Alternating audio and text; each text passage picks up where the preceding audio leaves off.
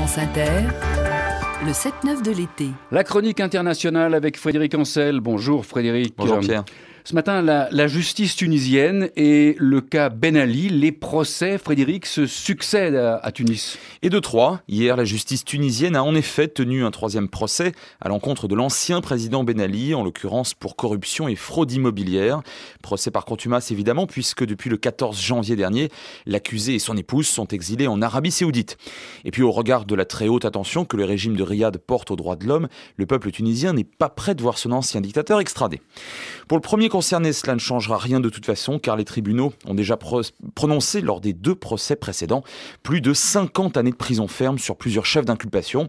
Mais pour le peuple tunisien, ces procès ont au moins deux vertus. D'abord, ce sont des Tunisiens eux-mêmes qui jugent leur ancien dictateur et non une justice extérieure, fût-elle internationale.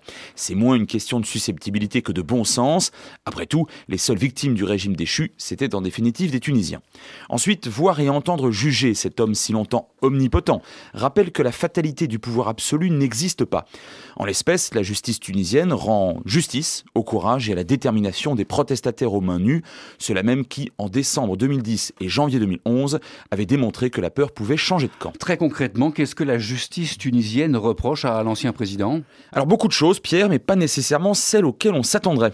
D'où une certaine gêne exprimée par beaucoup de citoyens tunisiens, sur Internet, dans la presse et bien sûr dans la rue. Voyons, lors du premier procès, Ben Ali et son épouse ont été condamnés solidairement à 35 ans de prison et 45 millions d'euros pour différents délits d'enrichissement abusif. Puis, verdict du second procès, tenu le 4 juillet, 15 ans et demi de prison et une forte amende pour détention d'armes, de stupéfiants et de pièces archéologiques. Cette fois, il s'est agi de juger de l'acquisition frauduleuse de terrains de valeur, de trafic d'influence et autres prises de bénéfices illicites. Verdict, 16 ans ferme. On ne contestera pas bien sûr la gravité de ces infractions et délits, surtout de la part d'une personne dépositaire, et pour cause du pouvoir. Et l'on sait à quel point les Tunisiens, comme tant d'autres peuples arabes, ont souffert de l'hypercorruption de leurs dirigeants. Mais tout de même, une question se pose. Est-ce qu'il n'y a pas eu plus grave, 25 ans de dictature durant, que cette prédation économique et cet enrichissement illégal ? Déjà 81 ans de prison ferme pour s'être accaparé des statuettes, des bijoux, de la drogue et des terrains ?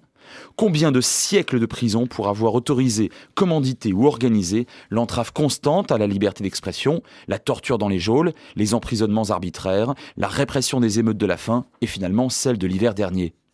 Difficile de concevoir que du régime de Ben Ali, la justice actuelle ne retienne pas la face la plus sombre. Frédéric Ancel, est-ce que l'unique question est celle de la gravité des faits ? Non, bien sûr que non, demeure aussi celle de la responsabilité en temps de dictature. Une question qui dépasse du reste largement le cas tunisien.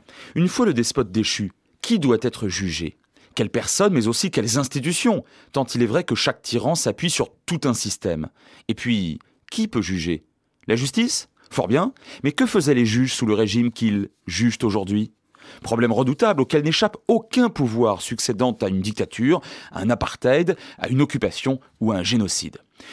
En géopolitique comme ailleurs, on le sait, l'absolu n'existe pas et la conciliation s'impose un jour ou l'autre, à un niveau ou à un autre. L'immense Nelson Mandela en est la preuve et la réussite vivante. Du courage des Tunisiens est en train de naître un régime neuf, pourvu que par leur vigilance s'impose aussi une justice exemplaire. Frédéric Ancel sur France Inter, et je le rappelle donc hier soir, l'ancien président tunisien Ben Ali a été condamné à 16 ans de prison pour corruption. Le tribunal a également ordonné une amende de 49 millions d'euros.